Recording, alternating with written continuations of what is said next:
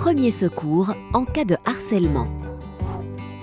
Si votre enfant vous dit qu'il est harcelé, il a besoin de compréhension, réconfort et espoir. Votre enfant veut se sentir en sécurité. En suivant ces 3 conseils, vous donnez à votre enfant les premiers secours dont il a besoin. Premièrement, prenez son histoire au sérieux. Ce n'est pas facile pour un enfant de raconter qu'il est harcelé. Cela demande beaucoup de courage. Écoutez donc attentivement. Demandez ce qui s'est passé exactement. Comment est-ce arrivé? Depuis combien de temps cela dure-t-il? Ne minimisez pas ce que votre enfant ressent.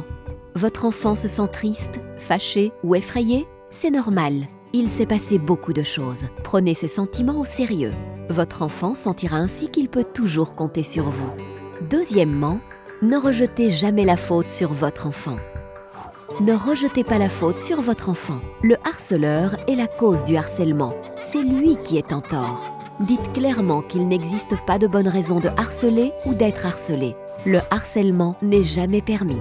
Ne dites donc pas à votre enfant qu'il doit mieux se défendre ou répliquer. Troisièmement, discutez des mesures que vous allez prendre. Ne prenez pas de mesures qui déplaisent à votre enfant. Si vous le faites, votre enfant aura l'impression qu'il ne peut pas vous faire confiance et se taira la prochaine fois. Parlez avec votre enfant de ce que vous allez signaler à l'école. Demandez à l'école de réagir de façon à ce que le harcèlement n'empire pas. En devenant plus attentif au harcèlement, les enseignants remarqueront plus vite tout nouvel incident. Vous évitez ainsi que votre enfant passe pour un racus-poteur. Ne parlez jamais directement du harcèlement avec le harceleur ou ses parents, car pour votre enfant, tout empire. Résultat, la prochaine fois, il ne viendra plus se confier à vous. Votre enfant ne demande pas une sanction lourde ou sévère, car il a peur que le harceleur cherche à se venger. Votre enfant veut avant tout que le harcèlement s'arrête. Essayez de continuer à mener une vie normale. Aidez votre enfant dans ses tâches quotidiennes.